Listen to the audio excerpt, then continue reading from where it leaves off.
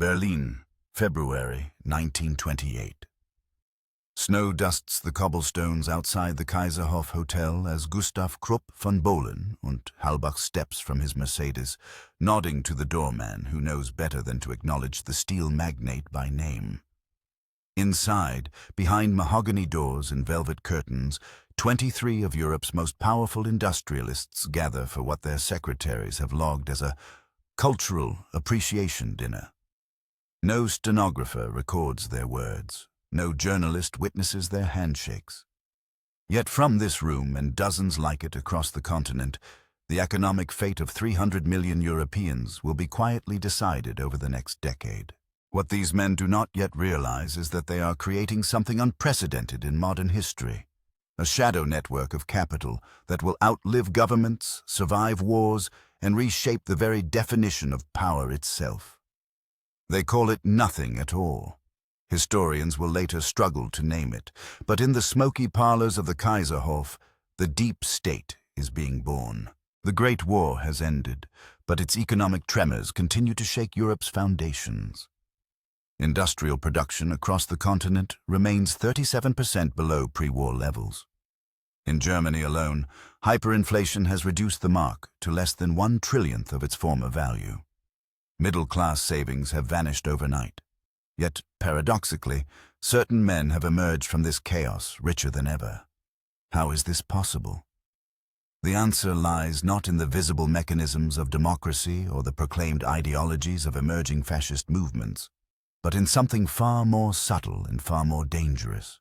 Gustav Krupp represents more than just German steel. He embodies a new species of capitalist, one who has learned to profit from instability itself. While politicians debate in parliament and revolutionaries march in the streets, Krupp quietly finances both sides, selling armaments to Weimar Democrats and lending money to nascent Nazi organizations. His ledgers, sealed from public view for 90 years, reveal a startling pattern. The greater the political chaos, the higher his profits soar. But Krupp is not alone. Across Europe, a constellation of industrialists, bankers, and what later economists will call financial intermediaries, have discovered that democracy and fascism are not opposing forces. They are simply different management styles for the same underlying system. In Italy, Ansaldo Shipbuilding finances both Mussolini's black shirts and their socialist opponents. In France, the Comité des Forges secretly funds newspapers across the political spectrum. The Hungarian Bethlen government receives loans from Vienna banks that simultaneously finance Budapest's anti-Semitic movements. Consider the curious case of Ivar Kreuger, the Swedish match king. Between 1924 and 1930, Kreuger lends over $400 million to European governments, ostensibly to stabilize their currencies. Germany receives $75 million. Poland gets $40 million.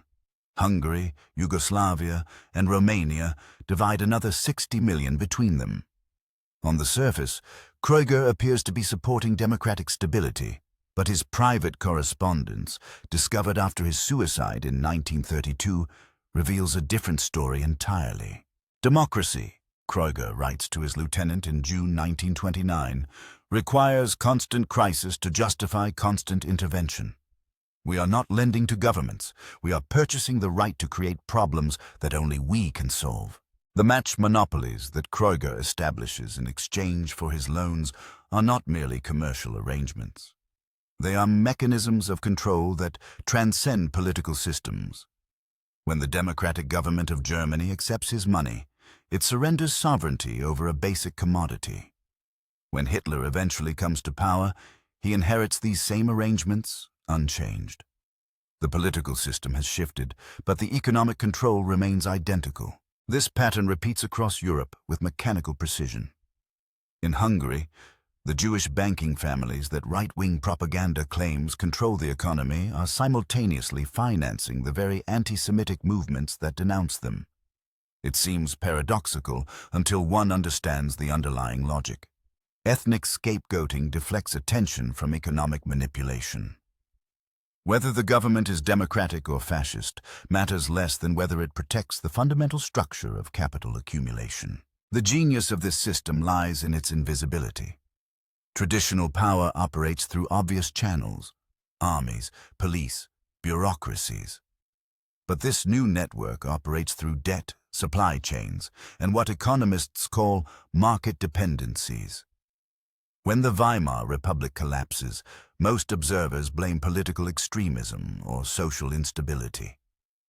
Few notice that the same banks that financed Weimar's reconstruction also hold the mortgages on Nazi Party headquarters across Germany. At the Kaiserhof Hotel, as Gustav Krupp raises his wine glass in a toast to European stability, he is celebrating something far more radical than his guests imagine. They believe they are simply wealthy men protecting their interests. In reality, they have invented a form of power that operates independently of political systems, a deep state that profits from both democracy and fascism because it recognizes them as different faces of the same underlying structure. The waiter who refills their glasses will later tell his wife about the strange conversation he overheard. "It does not matter who wins the elections," one industrialist said to another. "We have already won the economy." Vienna, November 1929. The crystal chandeliers of the Palais Rothschild cast dancing shadows across mahogany conference tables as Europe's banking elite convenes for what the public believes is a routine monetary policy meeting. Baron Louis de Rothschild adjusts his wire-rimmed spectacles and surveys the 28 faces around him, men who collectively control more liquid capital than most national treasuries. But this gathering has nothing to do with conventional banking. They are here to discuss what Rothschild privately calls political arbitrage, the art of profiting from the planned obsolescence of democratic governments. 3 weeks earlier, the New York Stock Exchange has collapsed, sending shockwaves across the Atlantic that these men not only anticipated but carefully orchestrated. Through a labyrinthine network of shell companies, currency swaps, and what economists will later term structured derivative instruments, they have positioned themselves to profit from the very chaos that will destroy millions of middle-class fortunes. Yet their greatest innovation is not financial but psychological. They have discovered how to make democracy and fascism appear as opposing forces while secretly ensuring that both serve identical economic masters. The minutes from this meeting, discovered in 1973 during the renovation of a bombed Vienna office building, reveal a conversation that would make Machiavelli blush. "The beauty of our position," Rothschild tells his colleagues, "is that we need not choose between political systems. We simply ensure that all political systems choose us." But how did these men develop such sophisticated techniques for manipulating entire nations? The answer lies in a series of financial experiments conducted during the early 1920s, when traditional banking was transformed into something far more sinister. Consider the case of Montague Norman, governor of the Bank of England from 1920 to 1944. Norman appears in history books as a conservative monetary policy expert, a defender of the gold standard, a pillar of British respectability. Yet his private papers, sealed until 1994, tell a radically different story. Norman has spent the 1920s developing what he calls crisis capitalism, a system designed to generate artificial economic emergencies that require predetermined solutions. The technique works like this. Norman's bank extends massive loans to unstable governments, then gradually restricts the money supply until these governments face manufactured crises. At precisely the right moment, Norman offers rescue packages that come with specific political conditions. The borrowing nations must accept Norman's choice of economic advisors, his preferred trade policies, and most importantly, his candidates for key government positions. Democracy continues to function on the surface, but the actual decision-makers answer to London banks rather than local voters. By 1928, Norman has successfully tested this system in Poland, Hungary, Austria, and Germany. Each government maintains the appearance of sovereignty while surrendering actual control over economic policy. But Norman's masterstroke comes when he realizes that the same technique works equally well with fascist movements. When Mussolini rises to power in Italy, Norman simply redirects his financial support from Italian democratic parties to Mussolini's regime. The economic control mechanisms remain identical, only the political theater changes. This discovery triggers what financial historians call the Great Convergence of the late 1920s. Across Europe, banking networks begin treating democracy and fascism as interchangeable management styles for the same underlying economic system. In Germany, the Deutsche Bank simultaneously finances both Heinrich Brüning's democratic government and Hitler's early Nazi organizations. In France, the Banque de France extends credit to both socialist politicians and right-wing paramilitaries. The bankers do not care about ideology, they care about control. The most chilling example comes from Hungary, where the brilliant economist and future Nazi collaborator, Ferenc Chorin, develops what he calls the ideological hedge. Chorin's steel and mining empire provides funding for three separate political movements: the Democratic Social Democrats, the conservative Bethlen government, and the fascist Arrow Cross Party. No matter which faction eventually gains power, Chorin's industrial interests remain protected. But Chorin goes further than mere financial hedging. He actively fosters conflict between these groups, understanding that political instability increases his leverage over all of them. The democratic parties fight for voters, Chorin writes in a 1929 memorandum to his board of directors. The fascist parties fight for racial purity, but both groups fight for our money, and money always wins. This strategy proves so successful that it spreads rapidly across Central Europe. In Poland, the Gdansk banker Max Warburg simultaneously finances both Pilsudski's authoritarian government and the nascent Polish fascist movement. In Romania, the wealthy Jewish industrialist Max Auschnitt provides funds for both democratic politicians and the Iron Guard, a violently anti-Semitic organization that wants him dead. The apparent contradiction dissolves when one understands that Auschnitt profits from the ethnic tensions his funding creates. Anti-Semitic violence drives Jewish businesses to consolidate under his protection, while democratic politicians offer him security guarantees in exchange for his financial support. Perhaps the most sophisticated practitioner of this strategy is the mysterious Czech-Austrian financier Arthur Krupp, whose relationship to the better-known Gustav Krupp remains unclear. Arthur Krupp operates something unprecedented in European history: a truly transnational financial network that operates independently of any government. Through a maze of Swiss banks, Dutch holding companies, and Luxembourg investment vehicles, Krupp channels money to political movements across a dozen countries simultaneously. But Krupp's genius lies not in the complexity of his financial arrangements, but in their simplicity. He has discovered that both democratic and fascist politicians share one crucial weakness: they all need money for propaganda. Whether the message calls for racial tolerance or racial purity matters less than the fact that both messages require newspapers, radio broadcasts, rally venues, and campaign workers. Krupp provides the funding for both types of propaganda, ensuring that he profits regardless of which message ultimately prevails. By 1930, Krupp's network controls major newspapers in 7 European countries. His editors receive weekly instructions about which stories to emphasize, but these instructions are carefully crafted to appear ideologically neutral. A conservative paper might run headlines about communist threats, while a liberal paper focuses on fascist violence. But both papers promote policies that benefit Krupp's investments. The political content varies, but the economic subtext remains constant: market deregulation, reduced corporate taxation, and weaker labor unions. The ultimate test of this system comes in September 1930, when the German elections produce a fragmented parliament with no clear majority.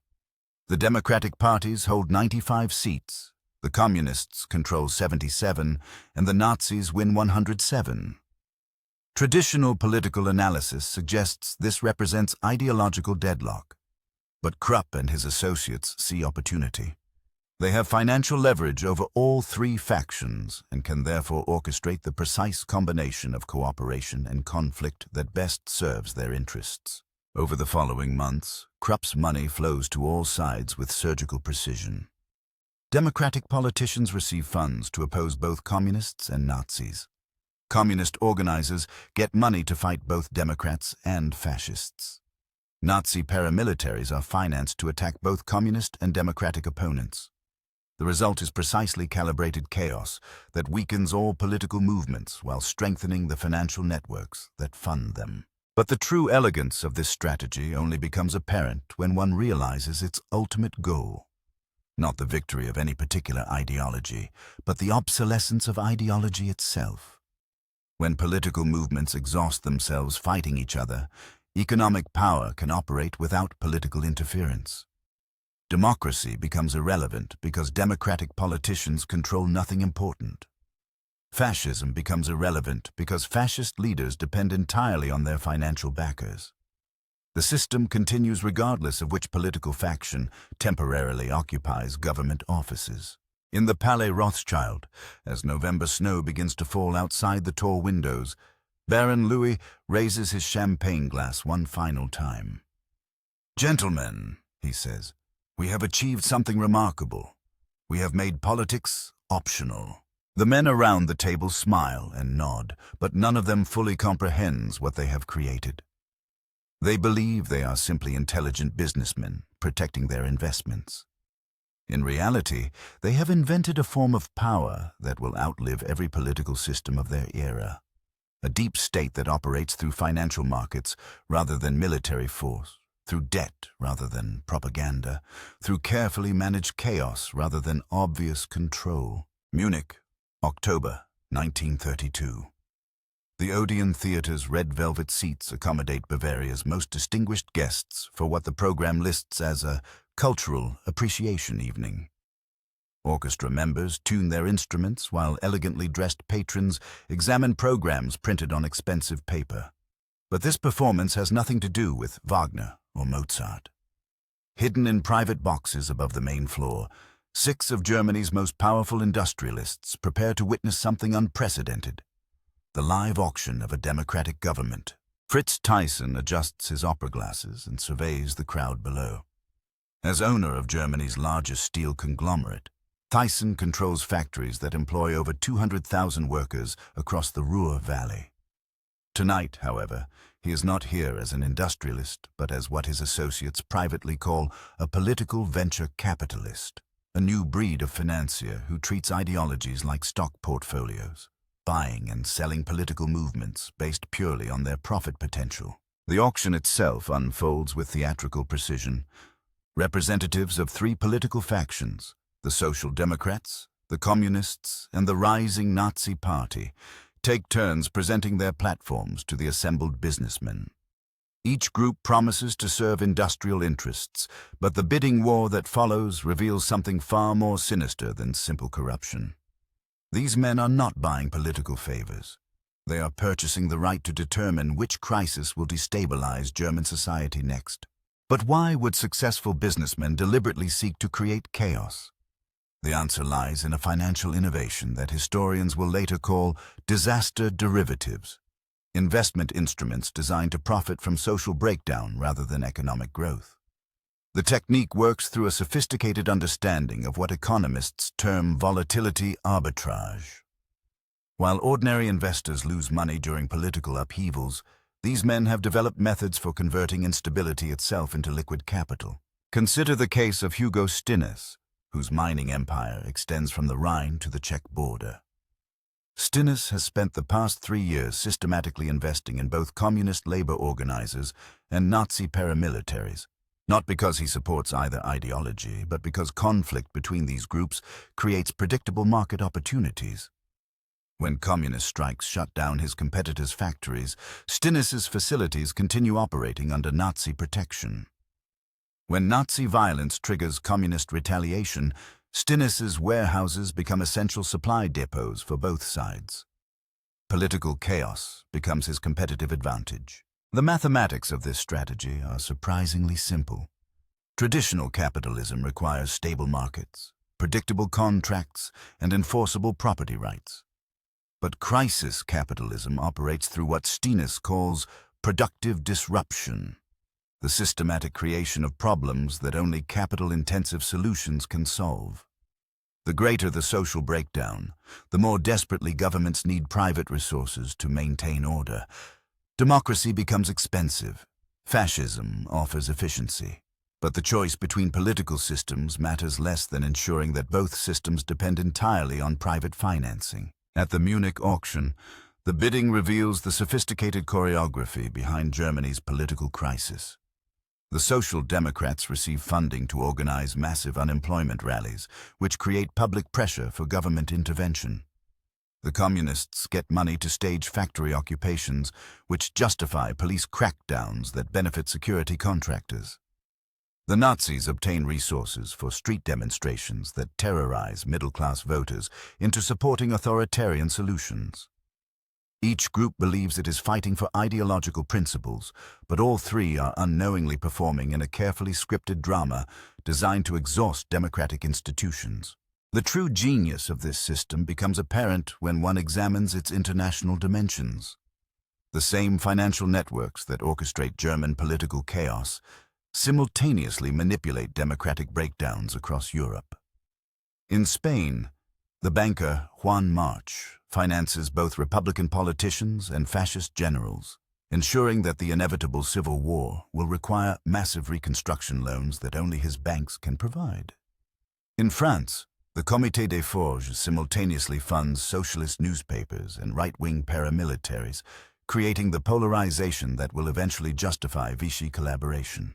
But perhaps the most sophisticated example comes from Hungary, where the mysterious financier Baron Manfred Weiss has perfected what he calls ethnic arbitrage, the art of profiting from deliberately engineered ethnic conflicts.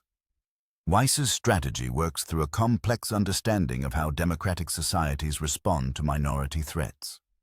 By secretly funding both Hungarian nationalist movements and Jewish self-defense organizations, Weiss creates the ethnic tensions that justify increasingly authoritarian government responses. The process unfolds with mathematical precision.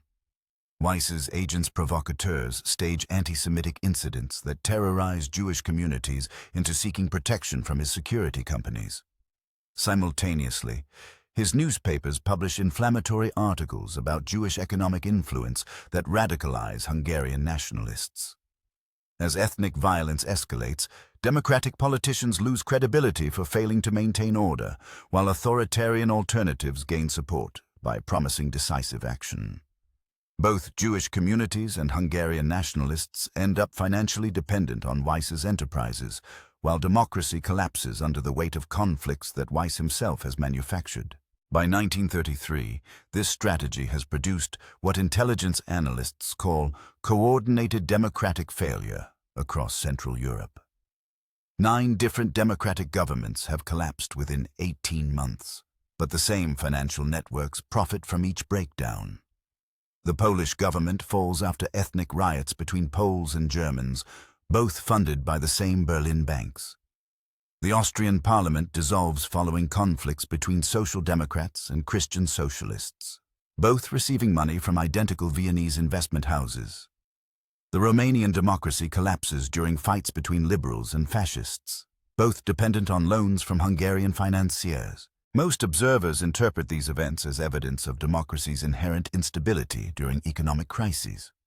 But confidential documents discovered after World War II reveal a different pattern entirely. The same men who publicly lament democracy's weakness have privately engineered its destruction through the systematic funding of incompatible political movements. They have not simply adapted to democratic failure, they have manufactured it as a profitable business model. The technique reaches its most sophisticated expression in Germany, where the Nazi rise to power appears to result from popular anger and economic desperation, but actually follows a financial script written by men who profit equally from democratic breakdown and fascist consolidation. Hitler's success depends not on ideological appeal, but on a carefully orchestrated bankruptcy of democratic alternatives. By the time ordinary Germans recognize the manipulation, the democratic institutions that might resist it have already been financially strangled. In the Munich theater, as the final curtain falls and the audience begins to disperse, Fritz Thyssen approaches his colleague Gustav Krupp with a satisfied smile. "Democracy is finished," he whispers. "But business," Krupp replies, Business has never been better. The two men shake hands and walk toward their waiting cars, unaware that they have just witnessed the premiere performance of what will become the 20th century's most successful business model, the conversion of political systems into profit-generating entertainment. They believe they are simply protecting their investments during turbulent times. In reality, they have discovered how to make turbulence itself the foundation of a new form of capitalism that operates independently of political systems because it has learned to consume them. Outside the theater, snow begins to fall on the Munich streets where ordinary citizens hurry home, unaware that their democracy has just been auctioned to the highest bidder. They still believe in elections, political parties, and constitutional rights. But inside the Odeon Theater, those concepts have already become historical curiosities, quaint artifacts from an era when political systems actually controlled economic ones rather than serving as their disposable entertainment. Prague, January 1934. The Baroque halls of Wenceslas Palace echo with the measured footsteps of men who control the economic destiny of Central Europe, yet their names appear in no government directory, their decisions require no parliamentary approval. 22 financiers, industrialists, and what intelligence reports will later classify as transnational economic operatives have gathered for what their secretaries describe as a monetary policy symposium. But the leather portfolios they carry contain no currency charts or trade statistics. Instead, these men have come to Prague to finalize something unprecedented in European history: the systematic conversion of human suffering into industrial raw material. The architect of this gathering is Dr. Hermann Schmitz, managing director of the German chemical giant IG Farben, whose laboratories stretch from the Baltic to the Black Sea. Schmitz appears in newspaper photographs as a distinguished scientist, a champion of German industrial innovation, a patriotic defender of European civilization. Yet the confidential documents spread across the Prague conference table tell a dramatically different story. Schmitz has spent the past 18 months developing what he privately calls crisis farming, the deliberate cultivation of social disasters that can be harvested for extraordinary profits. The technique works through sophisticated manipulation of what economists term psychological market dynamics. Traditional capitalism depends on consumer confidence, political stability, and predictable social relationships. But Schmitz has discovered that certain types of businesses actually thrive during periods of extreme social breakdown. Prison construction companies profit from rising crime rates. Security firms benefit from ethnic violence. Medical supply corporations gain from epidemic diseases. Armament manufacturers require international tensions. The key insight is not simply to profit from existing crises, but to systematically manufacture the crises that generate these profits. At the Prague conference, Schmitz unveils the results of his pilot program in Germany, where his network has spent 3 years testing the commercial viability of engineered social chaos. The statistics he presents would make Machiavelli envious for their cold precision. By simultaneously financing communist labor organizers and Nazi paramilitaries, Schmitz has increased industrial accidents by 47%, creating massive demand for his chemical safety equipment. By funding both Jewish self-defense groups and anti-Semitic publications, he has generated enough ethnic tension to justify the construction of segregated housing projects that his construction subsidiaries build at premium prices. But Schmitz's masterstroke involves what he calls ideological manufacturing. Rather than simply exploiting existing political movements, his network has learned to create entirely artificial ideologies designed specifically to generate profitable conflicts. The process begins with careful psychological research into the fears and resentments of different social groups. Professional agitators are then deployed to transform these emotions into organized political movements that appear to emerge organically, but actually follow predetermined scripts.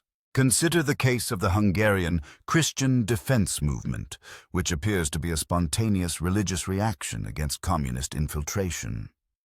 In reality, Schmitz's psychological experts have crafted this movement using scientific techniques developed by his subsidiary companies. The movement's propaganda appeals to genuine religious sentiment, but its actual political positions are designed to benefit Schmitz's industrial interests. The movement opposes labor unions that might interfere with his factories, supports trade policies that benefit his export business, and advocates for military spending that increases demand for his chemical products. The genius of this approach lies in its emotional authenticity combined with its economic instrumentality. The Christian defense movement's members genuinely believe they are fighting for religious values against godless communism. Their feelings are real, their sacrifices are meaningful, their dedication is admirable. But their movement serves as an unconscious vehicle for advancing the commercial interests of men who care nothing about religion, nationalism, or any ideology beyond profit maximization. Schmitz's Prague presentation includes detailed financial projections that demonstrate the scalability of this model across Europe. In Poland, his agents have successfully created artificial tensions between Catholics and Orthodox Christians that justify massive church construction projects funded by his financial subsidiaries. In Romania, engineered conflicts between ethnic Romanians and Hungarian minorities have created demand for his security services and surveillance equipment. In Yugoslavia, deliberately fostered disputes between Serbs and Croats have generated lucrative opportunities for his mediation and reconstruction companies. But perhaps the most chilling aspect of Schmitz's system is its treatment of democratic institutions not as obstacles to overcome, but as tools to exploit.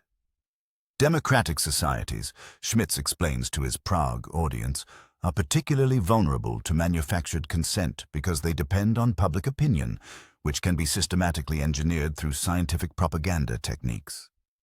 The process requires no violation of democratic procedures, only the patient manipulation of the information environment that shapes democratic choices. The method works through what Schmitz calls triangulated manipulation. His network simultaneously funds 3 different types of political organizations: moderate democratic parties that appeal to voters seeking stability, radical movements that attract citizens frustrated with moderate politics, and extremist groups that terrify the middle class into supporting authoritarian solutions. Each category serves a specific function in generating the controlled chaos that his businesses require. The moderate parties receive funding to promote policies that appear reasonable but actually serve industrial interests. They advocate for balanced labor relations that favor management, responsible environmental policies that allow continued pollution, and pragmatic foreign policies that benefit arms manufacturers. These parties provide democratic legitimacy for policies that would be rejected if their true purpose were understood. The radical movements get money to stage dramatic protests and confrontations that discredit peaceful democratic processes. Their activities create public demand for law and order solutions that inevitably involve increased spending on security services, prison construction, and surveillance technology, all sectors where Schmitz's network maintains significant investments. The radicals believe they are fighting for social justice, but their tactics inadvertently strengthen the authoritarian systems they claim to oppose. The extremist groups receive financing to commit acts of violence and terrorism that justify the dismantling of civil liberties and democratic protections. Their crimes create the atmosphere of crisis that allows exceptional measures to become permanent institutions. Most importantly, extremist violence provides the emotional justification for population-controlled technologies that can later be deployed against any group that threatens established economic interests. By the end of 1934, Schmitz's system has been successfully tested in 7 European countries. Democratic institutions continue to function in all these nations, but the actual decision-making power has been quietly transferred to networks of private economic actors who operate through controlled opposition movements rather than direct political control. Elections still occur, but all viable candidates depend on funding from the same financial sources. Parliamentary debates continue, but the range of acceptable policy options has been narrowed to choices that serve identical economic interests regardless of their ideological packaging. The ultimate refinement of this system comes when Schmitz realizes that the same techniques work equally well with fascist movements. The Nazi Party's rise to power appears to represent the triumph of radical ideology over democratic institutions. But Schmitz's private correspondence reveals a different interpretation entirely. The Nazis succeed not because they destroy democracy, but because they perfect the manipulation techniques that his network has been developing for years. Hitler's regime operates through the same triangulated manipulation that Schmitz pioneered in democratic countries, except that fascist methods are more efficient because they eliminate the need to maintain multiple competing organizations. Instead of funding both communist and anti-communist movements, the Nazi state simply assigns different bureaucratic agencies to generate the controlled conflicts that private industry requires. The SS creates security crises that benefit security contractors. The Gestapo generates surveillance demands that profit technology companies. The Wehrmacht produces military tensions that enrich armament manufacturers. In the Prague Palace, as January snow continues to fall outside the tall windows, Dr. Schmitz raises his wine glass in a final toast to his assembled colleagues. "Gentlemen," he announces, "we have achieved something that no previous generation could have imagined. We have made human nature itself our raw material." The men around the table nod and smile, but few of them comprehend the full implications of what they have accomplished. They believe they are simply sophisticated businessmen who have learned to profit from political instability. In reality, they have invented a form of capitalism that operates by consuming the social foundations upon which capitalism itself depends, a machine that generates profits by destroying the communities, relationships, and institutions that make human society possible. Outside the palace walls, ordinary Czech citizens go about their daily lives, unaware that their emotions, their fears, their hopes, and their hatreds have become industrial inputs in a manufacturing process designed to convert human suffering into private wealth. They still believe in political parties, national identities, and ideological principles. But inside the Wenceslas Palace, those concepts have been revealed as products manufactured by techniques as systematic and scientific as any other form of industrial production. Geneva, March 1938. The Hôtel des Bergues stands majestically on the shores of Lake Geneva, its windows reflecting the snow-capped Alps. While inside its opulent conference rooms, the final acts of European democracy's transformation play out in whispered conversations between men who control more capital than most sovereign nations. 29 industrialists, bankers, and economic strategists have gathered under the pretense of a League of Nations Economic Advisory Committee meeting, but the briefing papers spread across mahogany conference tables tell a radically different story.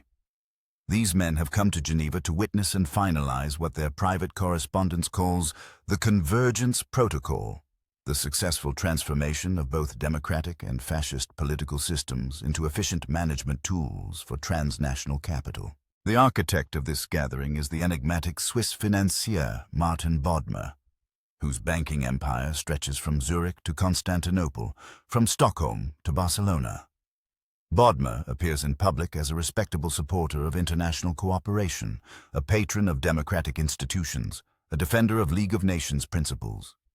Yet the classified documents he presents to his Geneva audience reveal something unprecedented in European history: a comprehensive system for converting human civilization itself into a profit-generating mechanism that operates independently of political systems, ideological commitments, or national boundaries. The evidence Bodmer presents is overwhelming in its scope and chilling in its implications. Over the past decade, his network has successfully tested techniques for manipulating democratic institutions, fascist movements, communist organizations, and nationalist uprisings across 17 different countries. The results demonstrate that all political systems, regardless of their ideological content, can be transformed into vehicles for advancing identical economic interests through the systematic application of what Bodmer calls universal control mathematics. The technique works through sophisticated manipulation of what economists term systemic dependencies. Every political movement, whether democratic or totalitarian, requires the same basic resources: money for propaganda, weapons for enforcement, food for supporters, communication networks for coordination, and transportation for logistics. By gaining control over these fundamental resources through seemingly separate financial institutions, Bodmer's network can direct the behavior of any political system without directly controlling its leadership or openly violating its ideological principles. Consider the case of Spain, where Bodmer's agents have spent 3 years orchestrating what appears to be a spontaneous civil war between competing ideological factions. The conflict began in July 1936 with what most observers interpreted as a military uprising against the democratically elected Popular Front government. But Bodmer's private records reveal a dramatically different story. Both the Republican and nationalist sides have been receiving financing, weapons, and strategic guidance from subsidiaries of the same Swiss banking consortium. The Spanish Civil War serves as Bodmer's most sophisticated experiment in controlled conflict optimization. By simultaneously funding both sides of the conflict, his network has created a laboratory for testing advanced techniques for converting human suffering into industrial raw materials. The war generates massive demand for armaments, medical supplies, reconstruction materials, refugee services, and financial aid. All sectors where Bodmer maintains controlling interests. More importantly, the conflict provides cover for the systematic elimination of political leaders, union organizers, and intellectuals who might otherwise resist the post-war implementation of economic policies that serve transnational rather than national interests. But Bodmer's Spanish experiment reveals something even more sophisticated than simple war profiteering. Through careful analysis of propaganda effectiveness, battlefield logistics, and refugee population movements, his agents have developed mathematical models for predicting and controlling the behavior of entire societies during periods of extreme stress.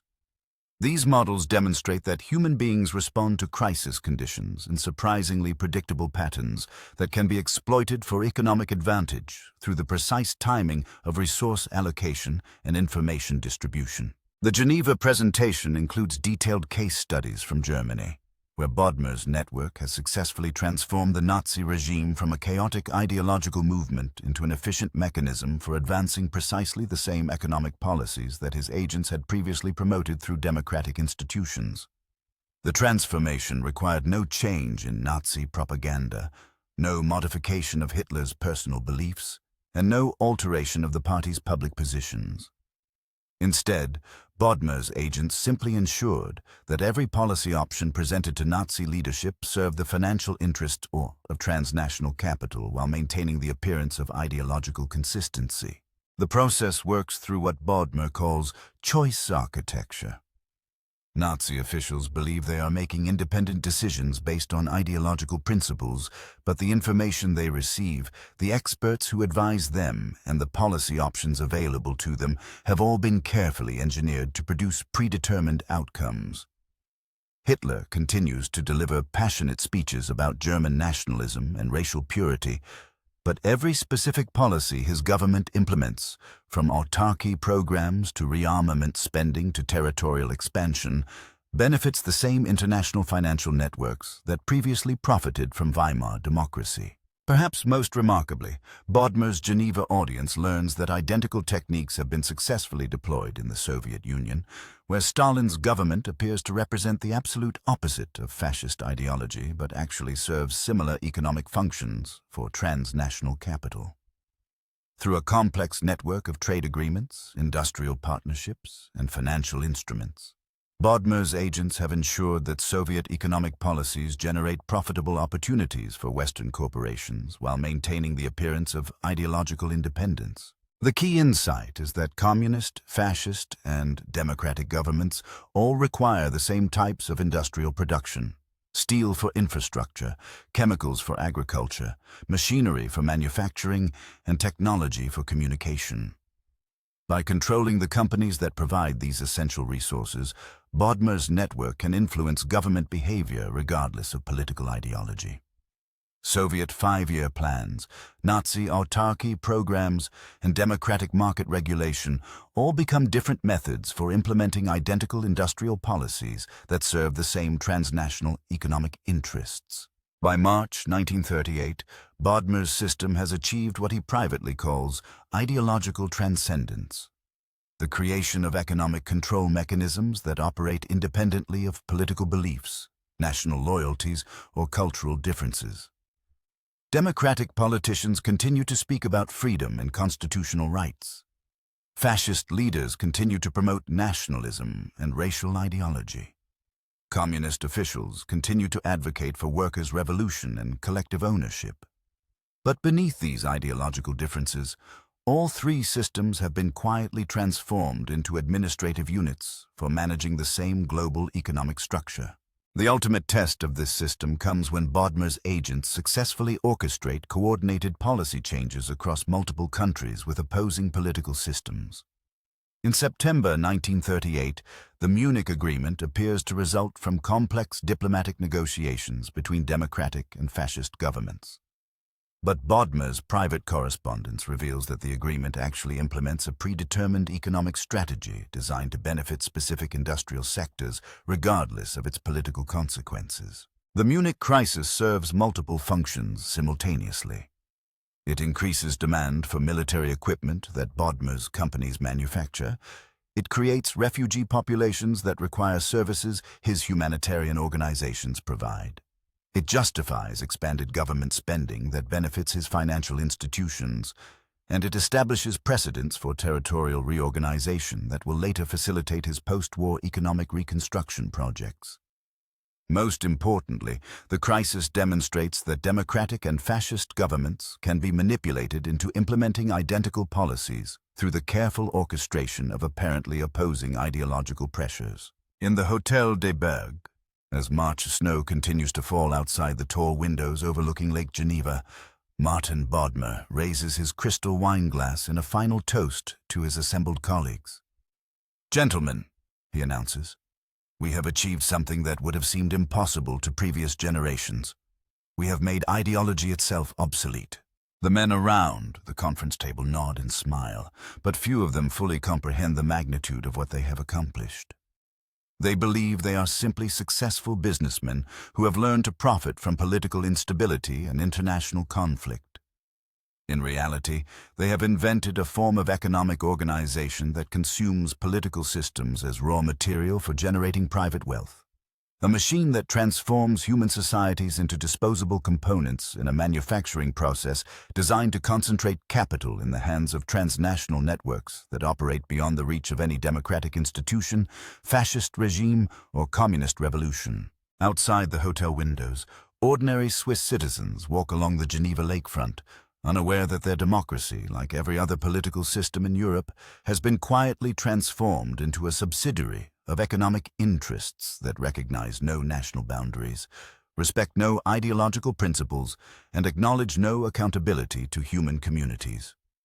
They still believe in elections, political parties, and constitutional governments. But inside the Hôtel des Bergues, those concepts have been revealed as historical curiosities from an era when political systems actually controlled economic ones rather than serving as their temporary costumes. The deep state has finally achieved its ultimate form, not as a hidden conspiracy within government, but as the transformation of government itself into a mechanism for serving interests that transcend all political boundaries, ideological commitments, and human loyalties. Democracy and fascism have converged not through the victory of one ideology over another, but through their mutual absorption into an economic system that treats all political forms as interchangeable tools for advancing identical financial objectives. The men who created this system believed they were simply protecting their investments during turbulent times. Instead, they have engineered the end of politics itself, the replacement of human governance with algorithmic resource allocation designed to optimize profit extraction from human civilization. The shadow network that emerged in smoky Berlin hotels has become the only political reality that matters, while everything else, elections, ideologies, nations, and democracies, has been reduced to theatrical entertainment designed to distract populations from recognizing their transformation into industrial inputs.